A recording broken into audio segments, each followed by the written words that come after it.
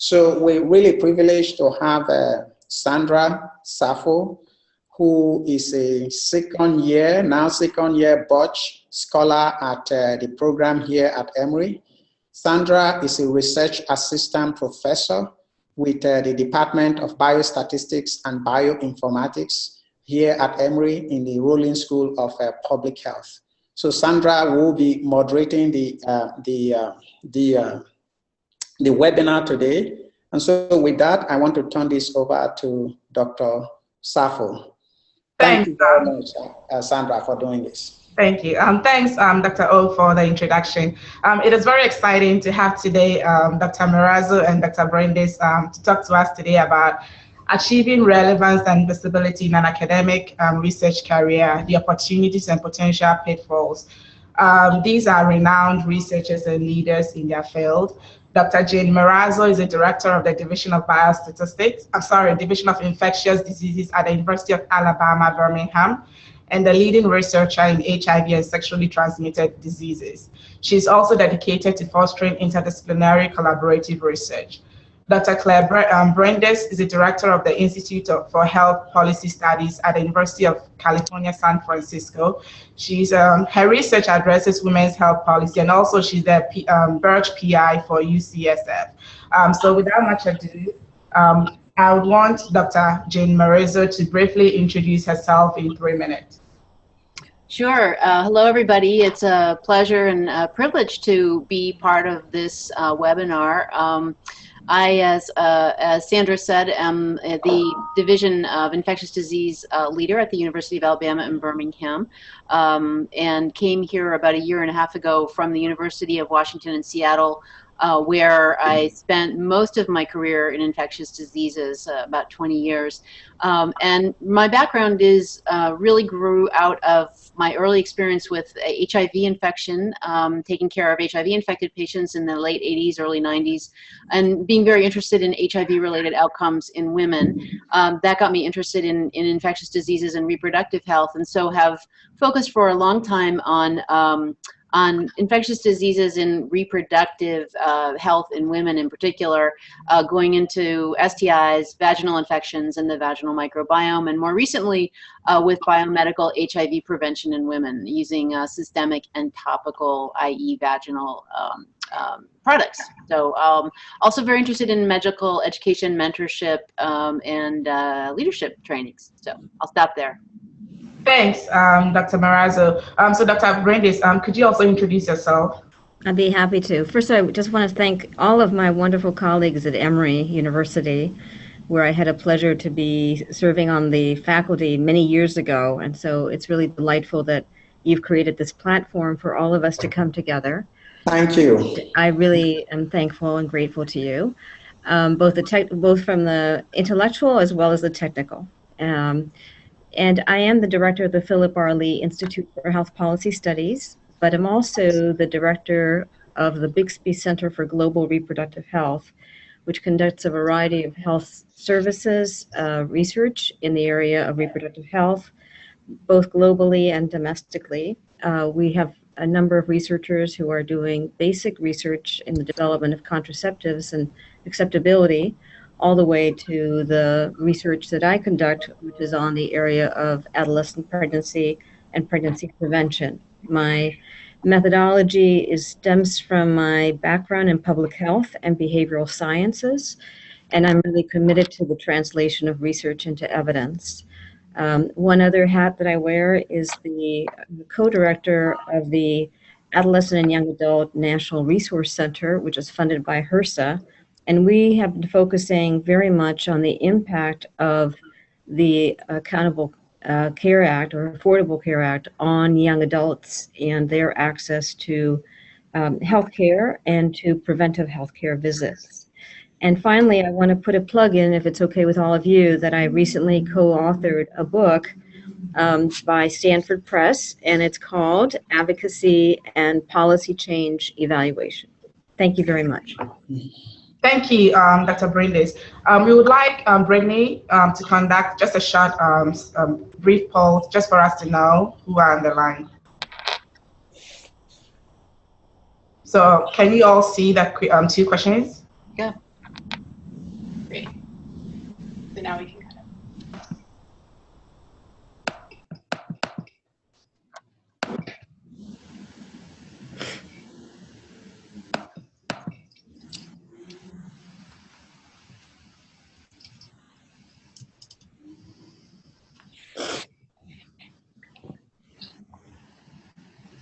We'll just give this a minute more. Oh, this is really cool, but I can't vote. No, you don't need to vote. This is for the attendees that we can't see. Yeah.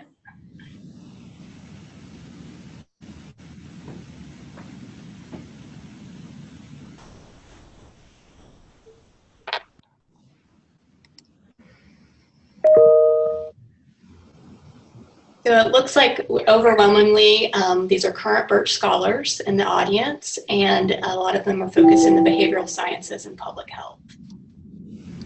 Okay, thank you, Brittany. So let's begin with our first session. Our first session is going to be on getting recognized. So as junior faculty, we want to get your opinion and suggestions on how we can get recognized. So the first question I want to ask is, what makes you want to invest in junior faculty? So Dr. Marrazzo, can you share your perspective on that? Sure. So this is, I guess, not so much about getting recognized, but it is when you say getting invested or interested in junior faculty, do you mean what makes me want to invest in somebody when they come to talk to me and ask if they can work with me? Is that what you're getting at? Yeah, that could be one. Okay. Yeah, and also as a division director. What's that? Also as a division director in your leadership role, how do you identify people to really? Okay. So this is going to sound maybe a little funny, but my sort of stock phrase is, are they bright-eyed and bushy-tailed? When somebody comes to talk to me, what I really am looking for is passion about the area they're interested in. It doesn't have to be, you know, exactly what I do. In fact, I actually like to encourage people to do a whole bunch of different things. And in building a division, it's good to think about that portfolio and what that looks like. But the main thing is that you really want somebody who cares intensely about whatever it is they're proposing to study with you, and that passion is informed by intellect and commitment. So, you know, you want to know that somebody has actually thought through what they're considering working on. And I'll give you a good example that's really negative. You don't want somebody just to come and say, you know, I'm interested in global health. I'm interested in women's global health research. And oh, by the way, I'd really like to visit this country once a year for a month, and then bring the data back with me and analyze it here. Those are not really the right sets of things to say. You really want somebody who understands and has thought about the problem. They don't need to have a full research proposal. That's not what we expect from people at that stage, but they need to have a clue. And that really helps kind of get me oriented to the fact that they took the time to think about what they're trying to sell to me or to get me to listen about. So that I think is really, it demonstrates a commitment, demonstrates some intellectual investment in the project. And then I guess the third thing is that they have to be willing to work hard. You know, they have to know that our work is always comes with some risk. There's never guaranteed success when you start an analysis or you start a study. And so you have to, I think, be willing to recognize that the reward is in part in the process. It's nice when the results come out the way you want them, but they don't always. So I think, that's how I would frame it. And then the last thing I would say is I really look for people who are good at working with other people and who are professional and respectful of colleagues. That, to me, as I've grown my career and grown interdisciplinary research teams, you know, you can achieve almost anything if you have the right team. And what makes a good team member is very much commitment to the team and to professionalism and respect. And that also gets down to research participants and how they're handled too. So I'll stop there. There's a lot more I could say, but I know Claire, I'm sure, has some excellent thoughts too. So hopefully that was helpful. Thank you, Dr. Marrazzo. Dr. Claire, you're coming. Sorry, Dr. I'm happy to. And Jean has already highlighted a number of themes that I would also like to underline. And she has really given you a lot of her wisdom. And I want to add that I'm really also looking for someone who is in it for the long haul. That is, that they're caring deeply, it was called passion, but also an understanding of how this problem area that they want to focus on has implications for the individuals who are affected by the issue, policymakers, whether they're conscious of different audiences who might be interested in their results. I also think that the interpersonal skills are extremely important, and as we focus especially in women's health and behavioral health issues, we really need to be very sensitive about our cultural humility as we work with different community groups. And I, as an immigrant myself from Latin America, I'm particularly sensitive to the need to engage different communities. So when I sit with someone who's a junior faculty or embarking on her or his career, I look for those qualities around humility and an understanding that they need to be open to surprises.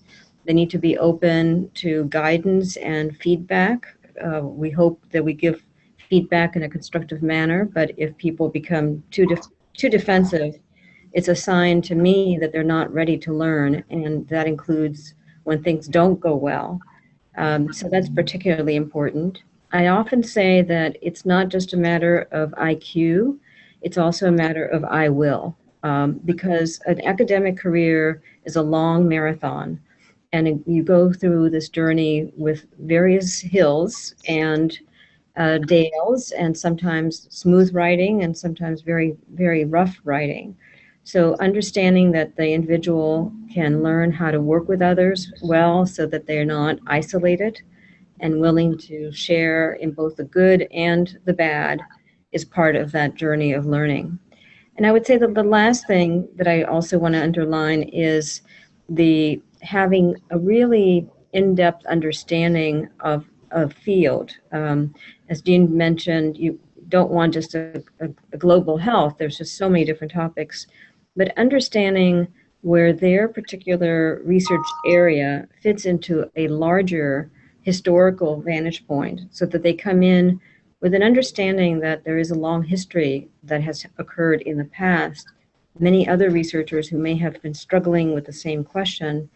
And the question then is, how do we build the science and how do we contribute to it? And is this person interested in making that kind of contribution?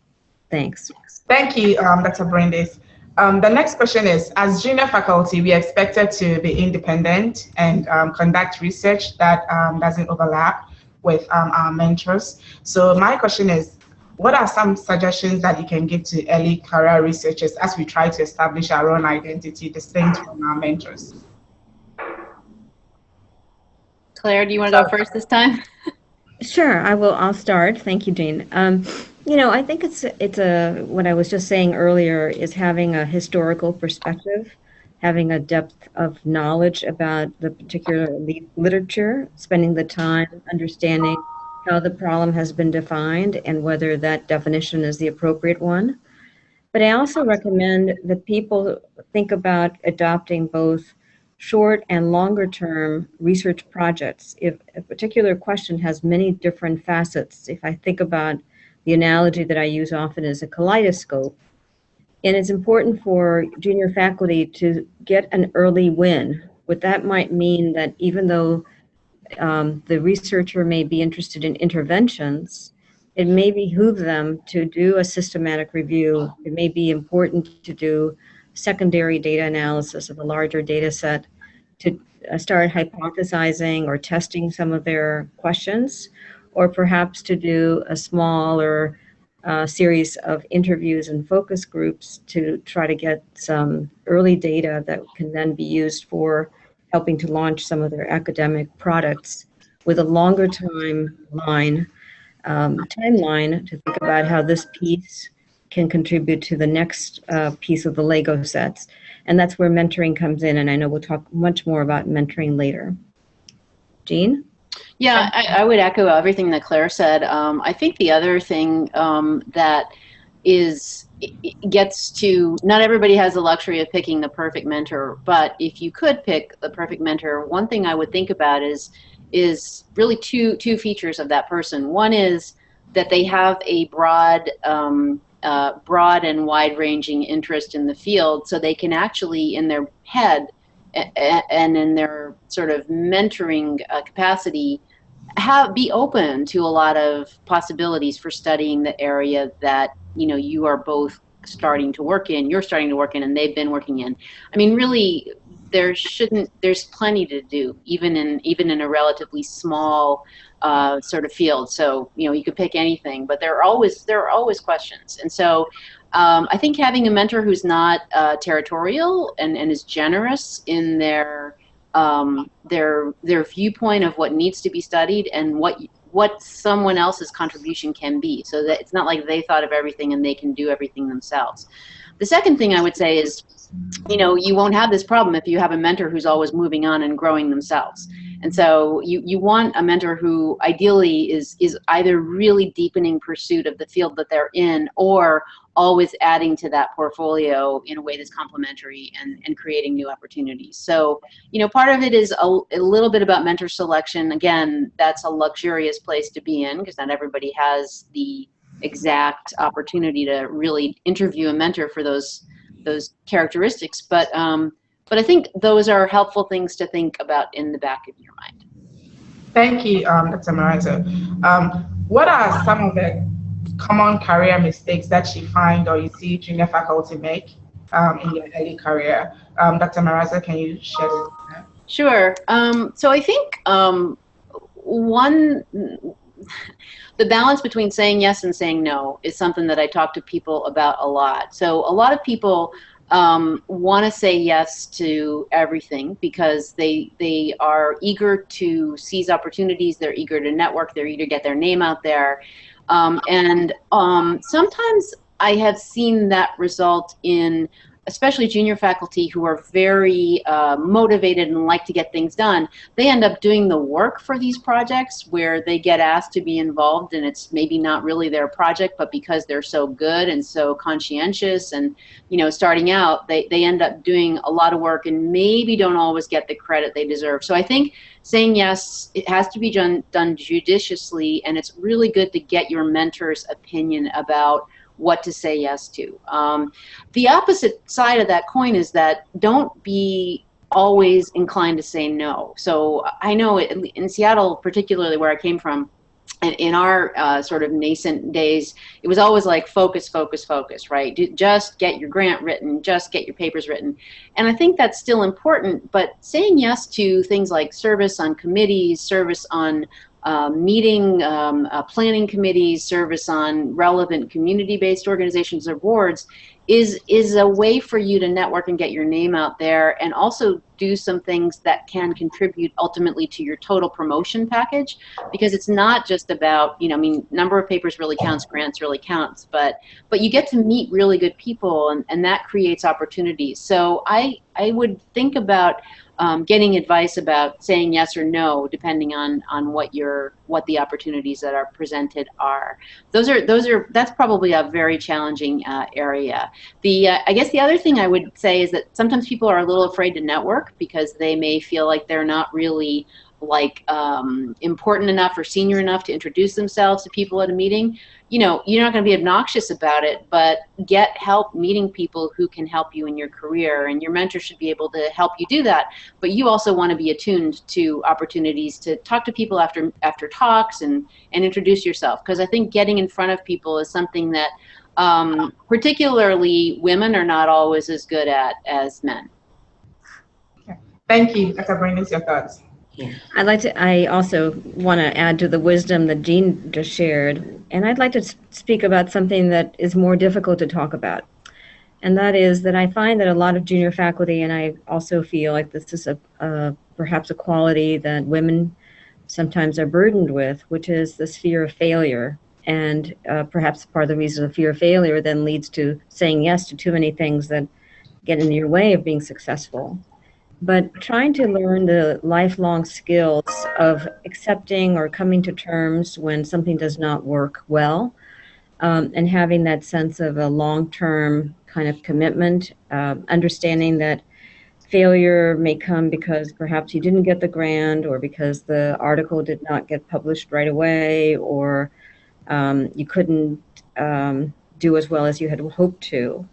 And we know that there's that bad self-voice that sometimes gets in the way of junior faculty, and we need to find ways to turn around things so that if the article didn't get accepted in one publication, what are the skills that junior faculty member needs from either peer support or mentor support to find that next journal to go to and modify the article as necessary, or find a new framing for the article, take into account the review journal article comments that were made. I find that the peer process is extremely important and productive in terms of contributing to improving, for the most part, scientific rigor. But I think we take failure too personally. And so I feel that we need to support individuals to recognize how to turn off that voice, how to redeploy the negative energy into more positive energy, and then to, brush yourself off and get back on the horse. And that's a quality that I think is important to develop during this phase of your career. And also, I think fear of failure can also lead to people stopping themselves from exploring areas that might lead to very productive areas of research. So I encourage my mentees to think about leaving at least 20% of their portfolio to new ideas or new areas that they might not have thought about, and to perhaps spend some time on it, to be conscious of that time, to monitor it. But it might be a way of opening up their eyes to new research partnerships that might also be important in terms of building your reputation. Thank you so much for the insight. Does any of the panelists have a question? Or the viewers, if you have any question, could you ask?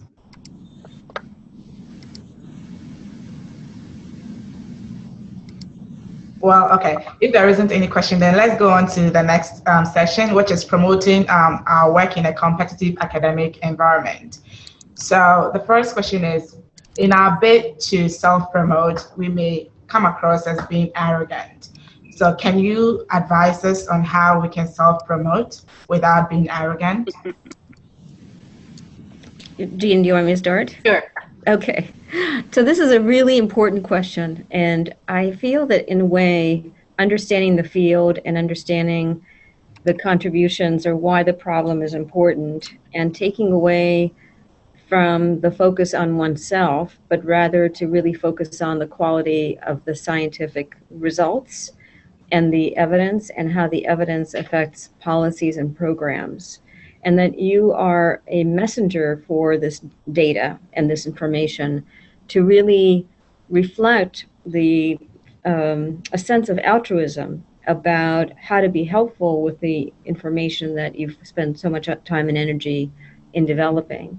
And I feel like building a reputation about someone who wants to be helpful, someone who wants to make a contribution, can help you advance your own reputation in the field as a future leader and as a budding leader. But it takes a little bit away from the look how great I am that I came up with the results, focusing on how those results can help the women that you are trying to help, or their families that you're trying to help, or policymakers who are facing very difficult decisions about how they're going to allocate resources. The fact that you have a platform, a university-based platform for your job as an academic, gives you a sense of credibility and authenticity. And it's been in my experience that when I've testified both in state capitals or national capitals, or had briefings, being able to be a good translator and being the messenger of evidence and information brings you a certain level of credibility, but at the same time, the light is shining on how that data can be used. Thank you, Dr. Marrazzo. Yeah, I guess I agree with all that. I think it's excellent, very, very articulately stated. I think the one thing I would say is that you might recall that when both Dr. Brindis and I started in response to the question about how we choose to invest in faculty or people coming to work with us, we both mentioned humility. So I feel very strongly that somebody who comes to me who thinks they have all the answers and thinks they can do a study by themselves is completely deluded. And I try very hard to pick up on that very early, because that's somebody I would rather not work with from the get-go. I think as you gain confidence and you realize what your unique contribution is, Claire's right. It's all about putting your contribution in context with what your team has done, because none of us, I mean, nobody, like, I mean that unless you're a pure mathematician coming up with incredible theories, very, very, very, very, very few of us do any of this alone. You may have good ideas, but the execution is just as important as the ideas. So you need a team. So I think always mentioning your team, always acknowledging your team, always recognizing the indispensability of your team, that attitude will come across as not selling yourself, but saying, this is what we did. The other thing I would say is that I learned early on that being more inclusive than not in authorship is really helpful. So yeah, you know, you may look good if you're one of 2 or 3 authors on a PNAS paper or something like that, but it's not going to gain you a lot of friends, and it's not going to be a lot of skin off your back to be generous and including people when you're, especially if you're doing an abstract or putting drafts together. So I think those kinds of gestures are more than just gestures. They're meaningful recognition that you believe that you're part of a team. You may be leading the team, and that's fine to represent yourself as a leader. That's part of what you should be learning, but it's not you. It's not just you. Can I just add something to? I think that is just so helpful, Jean. And I do feel that at least now we're living in an era where team science has gained greater credibility and greater acceptability.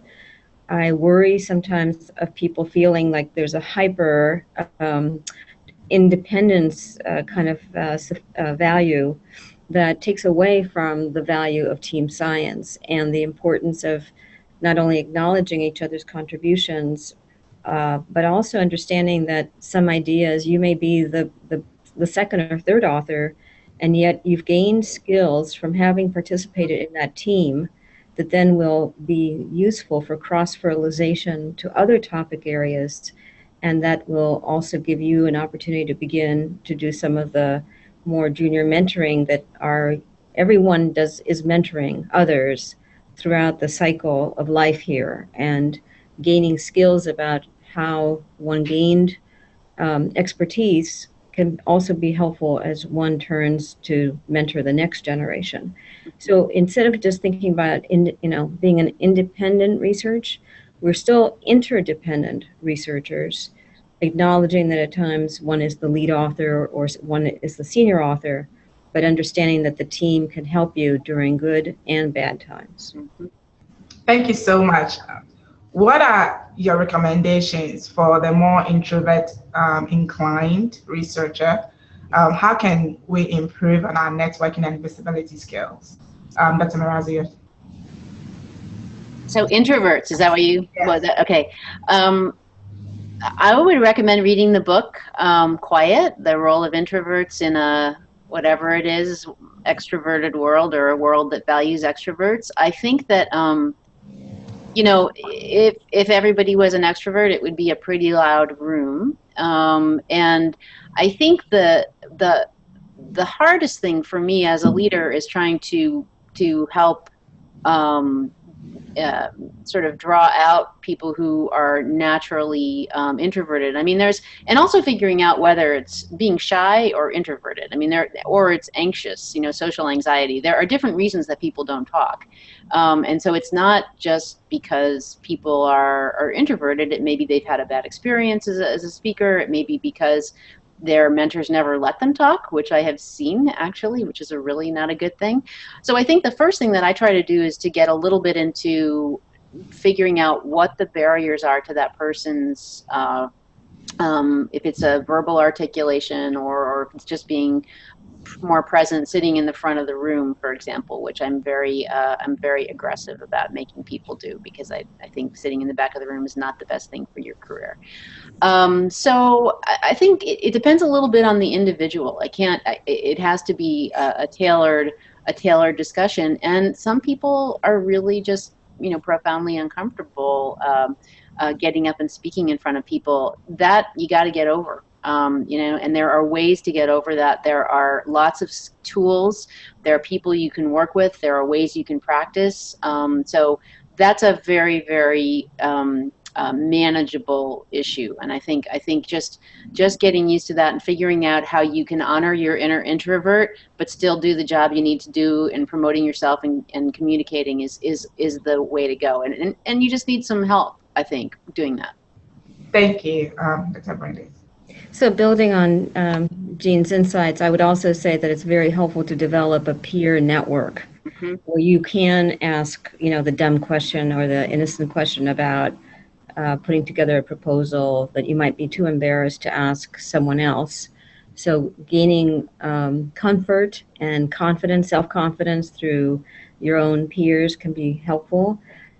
Making that new skills in the area of public speaking as part of an individual plan for oneself, and really finding out whether there are individual goals that they're trying to achieve. I'm a strong believer in rehearsals and admitting to my mentees that I continue to have butterflies even after giving many, many hundreds of different talks. It's a value in terms of showing that I care deeply enough about doing a good job.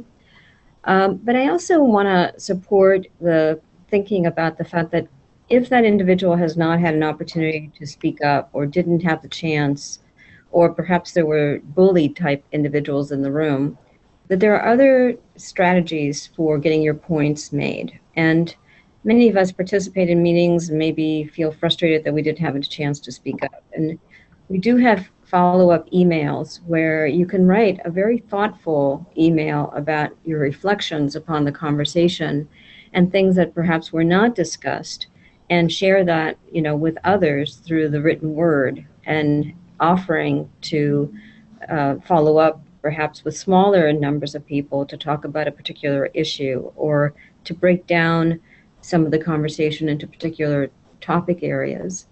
And the other point I just want to make is I think that, again, when an individual is just thinking about themselves, presenting themselves and their data, rather than thinking about the long-term view of what your commitment is in terms of why are you doing your science? What is the passion that's driving it?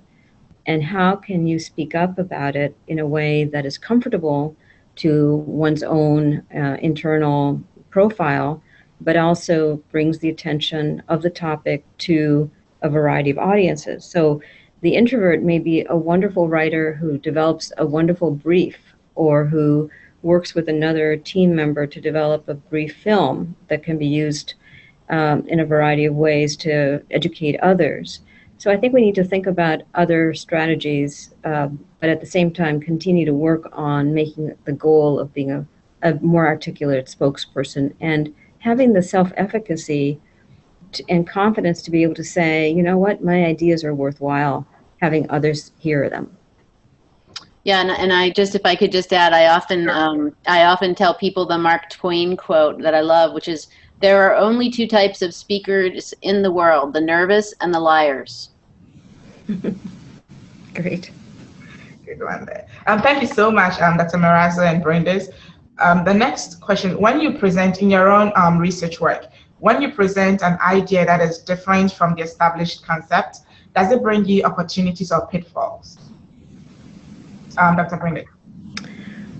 Well, science is a learning journey, and there have been ideas that in the past were controversial, and yet we learned that in fact those controversial ideas actually had merit. So my suggestion there is to really think through if your ideas are groundbreaking. We know that people who are on the cutting edge sometimes get bloodied because their ideas are different. But I would always have the evidence to back up why you are going down this pathway. We've learned a great deal in the fields that Jean has worked in, that my colleagues have worked in. My field in family planning continues to be extremely controversial. And yet, if we don't bring the question to bear on what are our stereotypes, what are our beliefs that may be erroneous, we won't be able to advance the science. And so having a clarity of why you are thinking this way, why, you know, what is it based upon? Is there a reason why is it just a hunch without some backup? I would feel more nervous about. But if you have really looked and delved deeply into the research and say, wow, we've really missed the boat here. What are ways that I can advance the field by asking this kind of question? And the last point I want to make is you may want to test a couple of these ideas in a small way. So, for example, if you're doing a survey or if you're going to be doing a series of interviews or interviewing clinicians who are serving and seeing the clients that you have these different ideas about, you may want to do some reality testing with others before you advance the energy to do the study. Yeah, I would really strongly sanction everything that Claire said. I guess I would say, too, that if you're doing stuff that is interesting, you're going to come up against that attitude. I mean, you know, it's very easy to study what everybody thinks is important, but being out in front and being creative means being creative and breaking barriers and breaking attitudes. I agree with everything that Claire said. I think the other thing to think about is that sometimes you can use advocacy for the people who are on behalf of the people you're trying to help with your research to persuade skeptical people that there's a need in this area. So, you know, I mean, I think about transgender people, you know, back in the, early 2000s, late 90s, I think many of us doing sexual health work knew that this was a huge need. There were people who had no access to care. They had unique sexual health and reproductive health needs, and really nobody thought that it was particularly important. And so it's taken a long time to get there, but it took people being out there and very, very brave research participants too, and patients who put themselves out there. So I think if you're doing interesting stuff, you're going to get resistance, and that's a really good thing. Sometimes I've heard another great adage, which is, you know, if you are not engaging in if you don't come home at night feeling like you've been playing a contact sport, that you're probably not pushing yourself in both intellectually and in terms of your leadership role enough. And I think there's something to that. It's not like you want to be engaged in a aggressive sort of interaction every single day, but you do need to be present, and you do need to be pushing, I think, some of those boundaries. Thank you so much. Dr. Opotunku has a question. Can you hear me? Yes. Okay, great. Thank you so much, Dr. Marrazzo and Dr. Brindis. This might be a little bit off topic. First, I wanted to say I started my career as a Butch scholar and have been working in women's health, sex and gender differences since the very early days of my career. And the question I have for you is that what advice do you have for guys, men like me, who work in this space? Mm-hmm. And there are quite a few of us.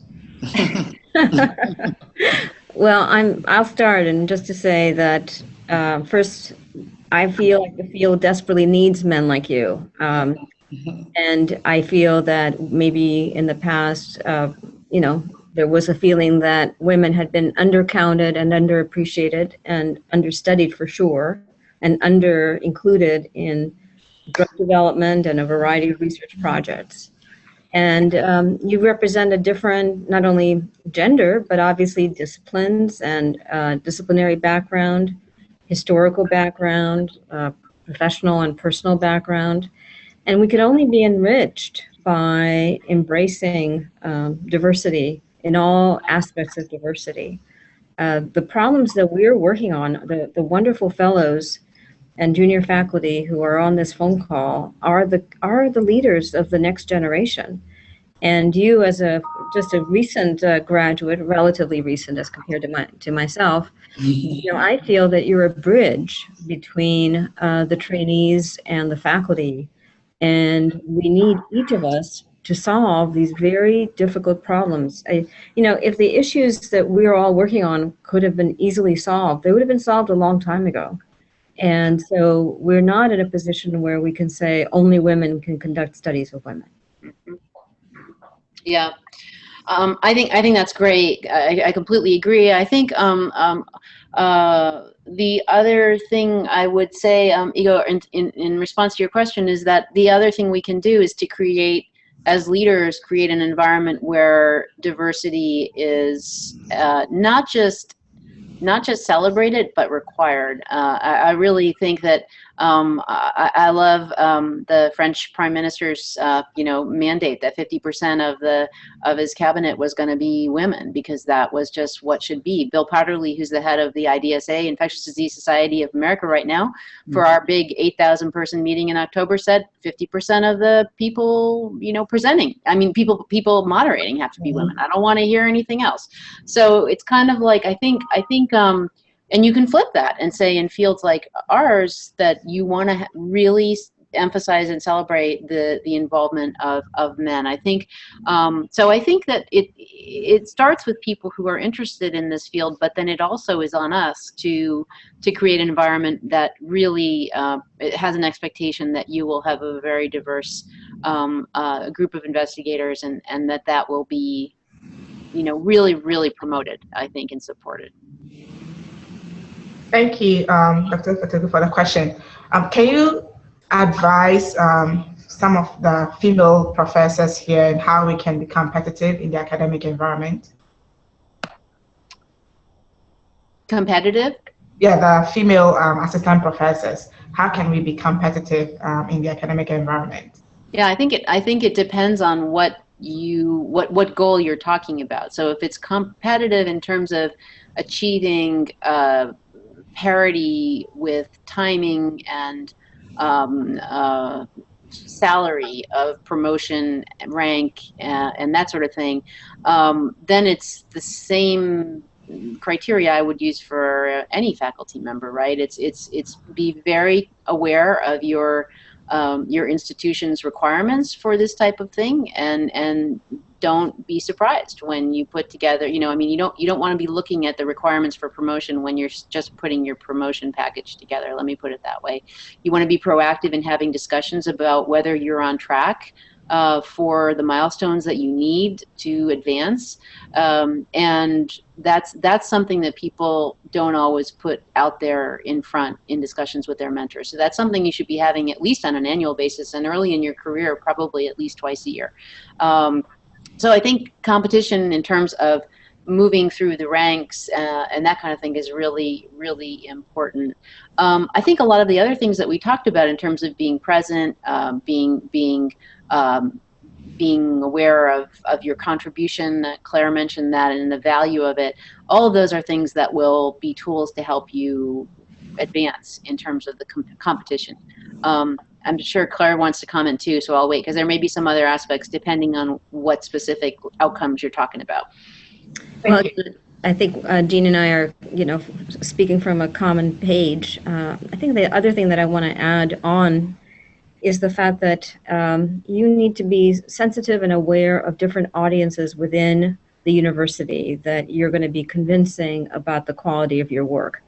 So particularly because many of you are in the behavioral sciences, and myself in that area, as well as policy sciences, I find that we need to think about framing the research that you're conducting, the way you present it as part of your package, so that individuals who may be, quote unquote, in the bench or the basic sciences — I consider that social and behavioral are basic sciences, by the way, so I don't want to be misquoted here — but we need to be thinking about how do we market or package what we're doing in terms of its interaction and intersection with other important audiences within the campus. You are a citizen within the university, and it's important for you and the mentors that you work with. And I want to put an emphasis on mentors.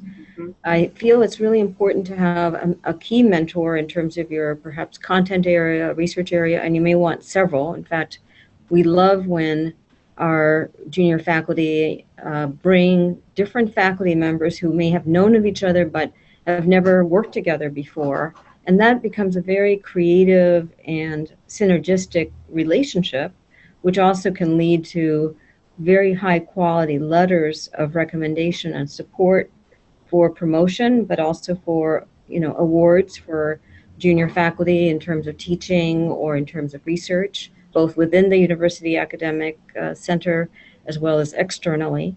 So I think being a good bridge builder is a part of being competitive, but also really understanding what the context of the place is where you're at, and understanding what leadership is saying as telegraphing to you. And I know we're living in a different era, but there were telegraphs that can tell you sort of where is the campus leading and going. So, for example, not surprising, many of our campuses that you all represent, stellar universities, are very focused on precision medicine as a technique for advancing healthcare to healthcare. And as someone in the behavioral and social sciences, I care about precision medicine as it affects people, low-income populations, as it affects people of different ethnic and racial groupings, immigrant groups. Will they have access to these services?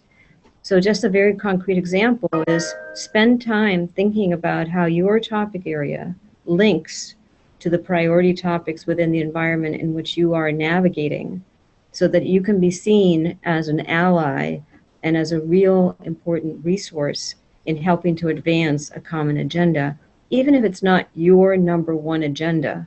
Being able to be a good translator and interpreter of that information so that others can use it and can understand that we need precision medicine as much as we need precision public health.